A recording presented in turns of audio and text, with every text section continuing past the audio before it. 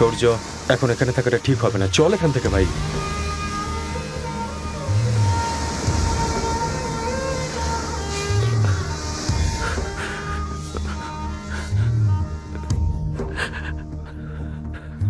আমি আপনাকে আগেই বলেছিলাম আজকেই সব ডেলিভারি নেব, আর আপনি এখনো তৈরি করেননি। সময় মতো না পেলে নিয়ে আমি কি করব? আমেরিকায় পাঠাবো কি করে? না না দাদা, আমার ছেলের শরীরটা ভালো না। আপনাদের বাহানা লেগেই আছে। সন্ধ্যার সময় লোক পাঠিয়ে দেব। আচার তৈরি না থাকলে খুব খারাপ হবে। চলো, এদের উপকার করব কি, সবসময় এরকমই করে।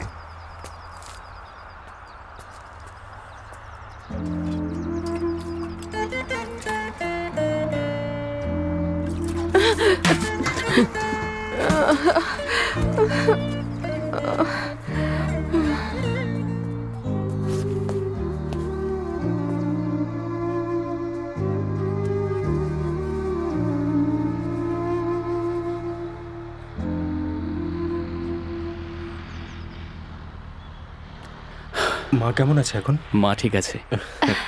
আমরা সবাই মিলে কাজগুলো করে দিই। হুম, এতদিন পরে আমি মায়ের সেবা করার সুযোগ পেয়েছি, আর এই সুযোগ আমি কারোর সঙ্গে ভাগ করব না। তাহলে তুমি এই কাজগুলো করবে? হুম।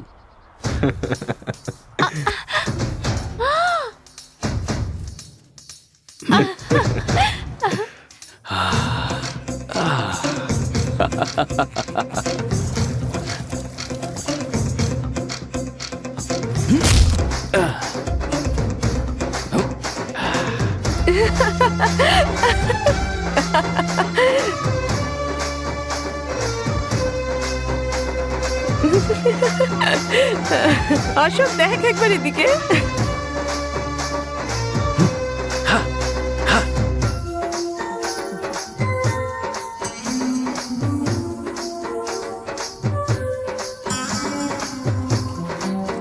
আস্তে, গরম আছে না বাবা?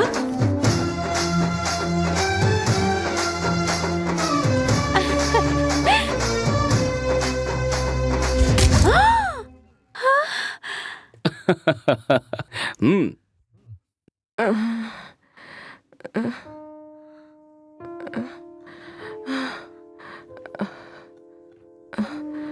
তুমি কে মা? আর এই সব সব আমি করেছি।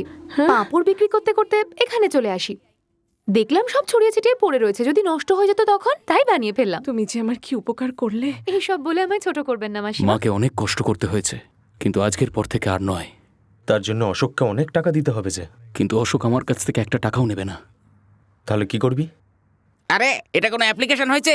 এখানে কোনো ডিটেলস নেই, কিচ্ছু নেই, আর তুমি পারমিশন চাইলে পেয়ে যাবে। শোনো, এখানে স্যার কোনো রকম ভাবেই সই করবেন না, বুঝেছো? মাসুরিয়া। কি বলছো? গালাগালি দিচ্ছ নাকি? না না, ওনাকে কিভাবে কনভিন্স করব? মামা সুরিয়া। সেটা আবার কি? ঘুষ। উনি তোমাকে ঘাড় ধরে বার করে দেবেন। আমি মাসুরিয়া। আরে সেটা আবার কি? সুপারিশ। তাহলে তো তোমার আর কোনো রক্ষে নেই। দেব মাসুরিয়া। ওটা আবার কি? গুন্ডাগিরি। আরে উনি তো নিজেই গুন্ডা, ওনাকে কি ভয় দেখাবে? এই, তুমি মিনিস্টারের শালা তো আমার কি? হ্যাঁ, তুমি তো আমাকে বাচ্চা ছেলের মতো ভয় দেখাতে শুরু করেছো। আরে তোমার মতো আমি আমার লাইফে অনেক দেখেছি। আরে তোমার যা করার তুমি করে নাও, আর আমার যা করার সেটা আমি করব। ফোন রাখো। এখন তোমার কি ব্যাপার?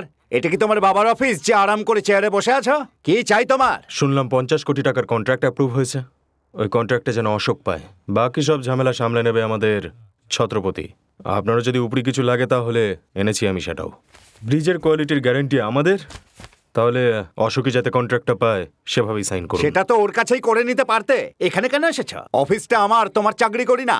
বকবক না করে কেটে পড়ো। ছত্রপতিকে চেনেন না নাকি? আমার ব্যাপারেও তুমি কিছু জানো না বোধহয়।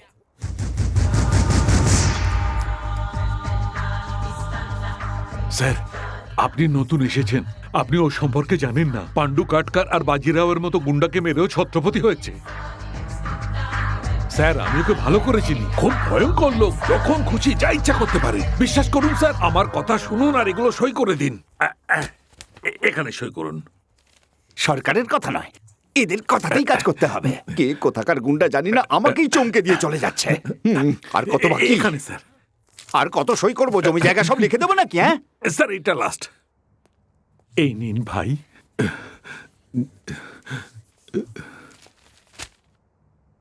সব ওকে?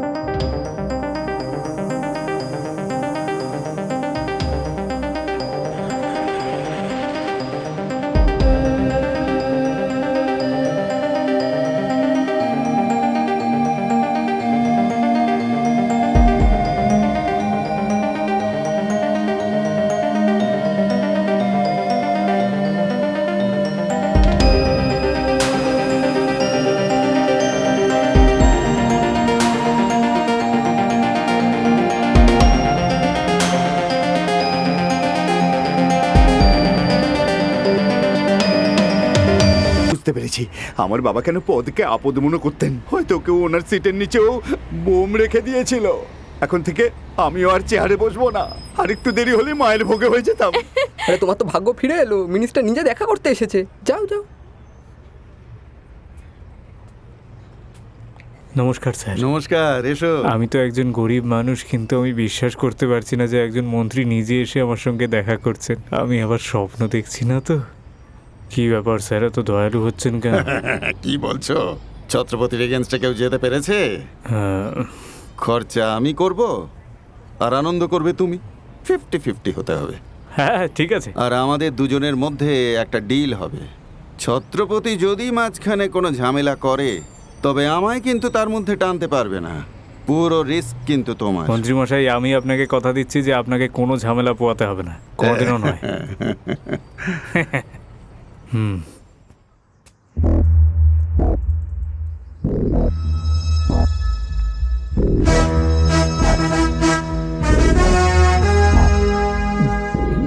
আমি আপনার সব আদেশ পালন করেছি।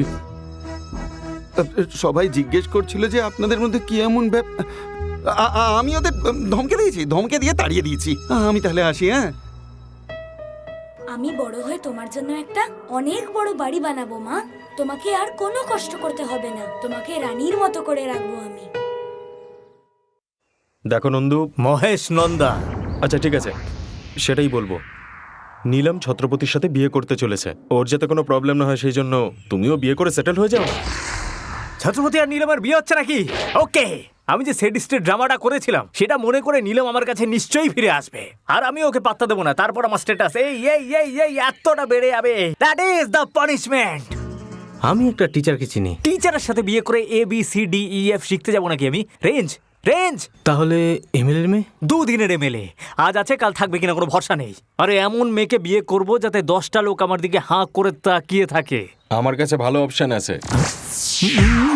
সবসময় লোকজন তোমার পিছনে হাততালি সিটি দেবে, নিজের থেকেও তোমাকে সব থেকে বেশি ভালোবাসবে, আর তোমার কোনো ক্ষতি হতে দেবে না কোনোদিন ওরা। টাকা পয়সা? আরে ওই মেয়েটার 2 হাতে সবসময় টাকার বান্ডিল থাকবে। আরে ওরা খুব ফেমাস। দেশের সবাই চেনে ওদেরকে। হ্যাঁ, ওদের ব্যাপার স্যাপারই আলাদা।